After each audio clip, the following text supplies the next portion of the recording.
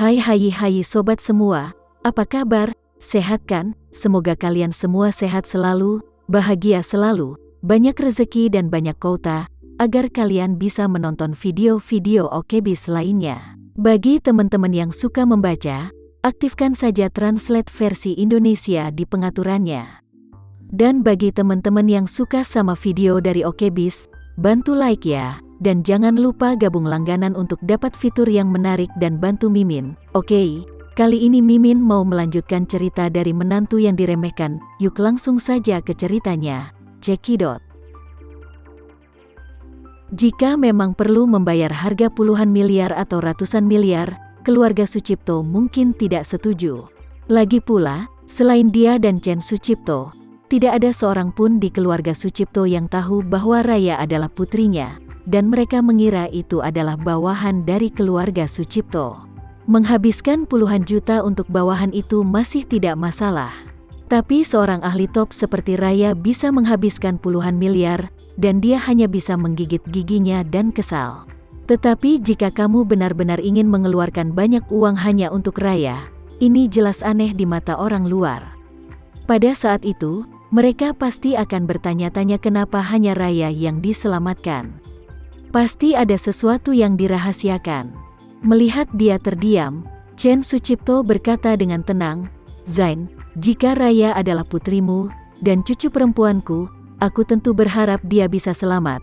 Tetapi ketika kita berbicara tentang bisnis, kita harus mempertimbangkan pro dan kontra dalam segala hal. Atau keuntungan yang sama dengan kerugian, itu masih dapat dilakukan. Tetapi jika kerugiannya lebih besar daripada keuntungannya, jangan dipaksakan."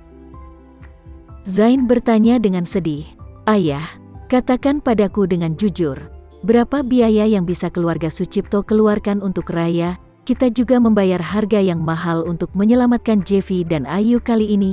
Chen Sucipto berpikir sejenak, dan berkata, "Raya bukan putri sahmu, identitas aslinya sangatlah memalukan. Jadi aku tidak bisa menyamakannya dengan Ayu. Aku cuma bisa keluarkan 1 miliar, sehingga pembukuannya bisa disembunyikan. Kalau terlalu tinggi, akan merepotkan atau istrimu pasti akan bertanya-tanya." Zain ragu sejenak dan berkata, "Baiklah, aku akan mencobanya dulu. Aku akan terbang ke Osaka dan melihat apakah aku bisa menemukan orang yang bisa menangani masalah ini." Chen Sucipto berkata, "Jangan pergi dengan gegabah. Pemerintah Jepang telah lama mengetahui bahwa kamu berada di belakang layar, tetapi mereka tidak ingin terlibat masalah dengan keluarga Sucipto untuk saat ini, jadi mereka tidak akan melangkah lebih jauh setelah menangkap orang-orang yang melakukannya. Tetapi jika kamu masih kurang mengerti, pulanglah dan tinggalkan Jepang secepat mungkin. Jika seseorang di antara tersangka mengakui namamu, aku khawatir pemerintah Jepang akan berubah pikiran dan menangkapmu." Zain berpikir sejenak, dan merasa kata-kata ayahnya masuk akal. Dalam situasi ini, pemerintah Jepang pasti telah menjual keluarga Sucipto untuk mendapatkan sedikit muka. Selama si pembunuh dibawa ke pengadilan, mereka tidak bisa meminta pertanggungjawaban keluarga Sucipto. Tetapi jika dia tidak bersikap rendah hati saat ini, dan malah pergi ke Osaka dan mencoba segala cara untuk menengahi dan menyelamatkan orangnya, itu sama saja menyerahkan diri ke pemerintah Jepang. Memikirkan hal ini, dia menghela nafas dan berkata, "Betul kata ayah. Aku akan terbang kembali dari Aomori besok pagi." Petik 2. Chen Sucipto berkata, "Kamu harus menenangkan diri, jangan menaruh semua pikiranmu pada Raya. Sekarang masalah keluarga Sucipto bahkan lebih besar. Setelah kembali, kita akan melakukan pertemuan untuk membahas solusi yang terbaik untuk ini. Rencananya, jika kita tidak bisa menggantikan master keluarga Sucipto yang hilang, beberapa keluarga akan siap bergerak." "Iya, aku paham." Saat ini, di Surabaya, keluarga Renza. Berita utama tentang keluarga Sucipto di Jepang telah langsung meledakkan seluruh opini publik Surabaya. Semua keluarga dikejutkan oleh berita ini, karena tidak ada yang menyangka bahwa keluarga Sucipto, sebagai keluarga top di Indonesia, akan menderita kerugian sebesar itu dan mengalami kegagalan besar di Jepang. Berita ini adalah kabar terburuk bagi keluarga Sucipto, tetapi untuk keluarga lain, ini adalah kabar yang sangat baik. Kekuatan keluarga Sucipto di Surabaya memang terlalu kuat. Keluarga Renza hampir tidak bisa melawan mereka, apalagi jarak antara keluarga lain dan mereka dapat digambarkan sebagai surga dan bumi. Sekarang kekuatan keluarga Sucipto telah sangat berkurang. Untuk keluarga lain, kesenjangan dengan keluarga Sucipto sedikit menyempit, jadi semua orang senang mendengar kabar kegagalan keluarga Sucipto. Di antara keluarga yang lain, keluarga Renza adalah yang paling senang mendengar kabar ini. Maher Renza mondar-mandir di ruang tamu villa dengan kegembiraan, berkata, "Ketua dari keluarga Sucipto selalu menjadi masalah bagiku, terutama masternya yaitu Raya, muda, kuat, menakutkan, dan mampu melakukan banyak hal. Dia sangat hebat, dan eksekusinya sungguh di luar nalar. Dia selalu menjadi debu di mataku dan duri di dagingku. Aku tidak menyangka kali ini tindakan pemerintah Jepang sangat bagus." Iya, betul sekali. Andre di sampingnya juga sangat gembira. Keluarga Sucipto benar-benar kehilangan banyak uang kali ini. Master Top telah disapu oleh Jepang. Untuk waktu yang lama di masa depan, mereka semua akan memiliki masa depan yang lebih mudah. Maher Renza mengangguk dan bertanya, "Bagaimana Martin berbicara dengan Ito Yuhiko?" Andre mengangkat bahu. Martin bertemu Ito Yuhiko di rumah sakit. Tetapi Ito Yuhiko tampaknya tidak tertarik untuk melanjutkan bisnis ini, jadi dia tampaknya tidak terlalu peduli. Maher Renza berkata, "Itu bisa dimengerti. Bagaimanapun, bahkan orang biasa mungkin tidak menerima hal semacam ini setelah kehilangan kaki mereka.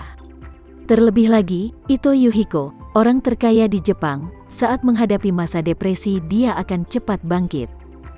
Andre Renza bertanya lagi, "Kalau begitu haruskah saya membiarkan Martin kembali, atau membiarkannya tinggal di Tokyo untuk mencari informasi?" Maher Renza berpikir sejenak dan berkata, "Biarkan dia tinggal di Tokyo dulu, kemudian kunjungi Ito Yuhiko dalam 2 hari. Mungkin sikapnya akan mengendur. Sekarang masih ada beberapa hari menjelang tahun baru Imlek. Biarkan Martin tinggal di Tokyo sampai bulan lunar ke-12. Lalu suruh dia kembali." "Baik, laksanakan." Andre Renza mengangguk dan berkata, "Cynthia akan pergi ke Jakarta besok pagi. Akan sangat bagus jika Tama mau kembali tahun baru ini." Cynthia tertawa dan berkata dengan santai, "Bagus jika Tama mau kembali. Jika tidak, kita tidak bisa memaksanya." Maher Renza berkata dengan sangat serius, keluarga Renza sendiri tidak bisa dianggap makmur. Jika Tama bersedia untuk kembali, itu tidak hanya akan memberi bantuan pada keluarga Renza, tetapi kita juga bisa menikahkannya. Aku tidak berani mengatakan bahwa dia bisa melakukannya dengan Ayu dari keluarga Sucipto, tapi setidaknya Gema dari keluarga Gu atau keluarga Guntur mudah dijangkau. Pernikahan dengan keluarga Guntur tidaklah buruk. Setidaknya keduanya bisa digabungkan untuk menekan keluarga Sucipto. Pesawat Tama mendarat dengan selamat di Bandara Jakarta sekitar pukul 10 malam itu. Untuk memberi kejutan pada Alena, dia tidak memberitahunya tentang kepulangannya malam ini. Devano sudah mengatur semuanya untuk menjemput Tuan Tama di bandara. Jadi ketika Tuan Tama turun dari pesawat, mereka semua menyambut dengan hormat lalu menyiapkan beberapa mobil dan pulang. Johan dan Rudy pergi secara terpisah, dan Devano mengambil inisiatif untuk mengantar Tuan Tama kembali ke rumah. Tama tentu saja tidak menolak. Setelah masuk ke dalam mobil, Devano tersenyum dan berkata kepadanya sambil menyetir, "Tuan Tama, kali ini Tuan membuat keluarga Sucipto begitu banyak menanggung kerugian dan membuat mereka sengsara. Jika keluarga Sucipto mengetahuinya, saya khawatir itu akan membuat kita dalam bahaya." "Tidak masalah." Tama berkata sambil tersenyum, keluarga Sucipto sekarang bahkan tidak bisa melindungi dirinya sendiri. Mereka telah kehilangan begitu banyak orang. Mereka tidak akan bisa pulih dalam beberapa tahun. Devano menghela nafas. Raya, yang sangat merepotkan, juga sudah dikalahkan. Keluarga Sucipto benar-benar menderita kerugian besar kali ini. "Raya?" Tama mengerutkan kening dan bertanya, "Memangnya siapa Raya?" Devano berkata, "Dia adalah wanita yang Anda sapa di pesawat tadi. Dia adalah Raya Sucipto, dia master terkuat di keluarga Sucipto." "Oh," Tama bertanya dengan rasa ingin tahu, "apakah dia pewaris keluarga Sucipto?" Tidak Tuan, Devano berkata, dia hanya bernama Sucipto. Dia bergabung dengan keluarga Sucipto pada usia 18 tahun dan sekarang baru 3 tahun. Namun, dalam 3 tahun terakhir, ada banyak pencapaian dan kekuatannya benar-benar tak terkalahkan. Tama mengangguk ringan dan tersenyum. Sayangnya, aku tidak punya kesempatan untuk mencobanya. Devano tertawa dan berkata, Tuan, dia seorang master di antara master biasa. Bagaimana dia bisa dibandingkan dengan Anda? Jika Anda mengucapkan sepatah kata guntur, saya pikir Raya pasti akan berubah menjadi abu. Petik 2. Sekian dulu ya cerita kali ini, kita lanjutkan ceritanya nanti ya. Terima kasih sudah menonton video dari Okebis. Semoga video ini bisa menghibur kalian semua. Dan jangan lupa untuk like, komen, share, dan subscribe ya. Oh iya, bantu Mimin di fitur gabung untuk langganan ya, agar Mimin lebih semangat lagi memberi hiburan untuk kalian semua. Terima kasih semuanya, bye-bye.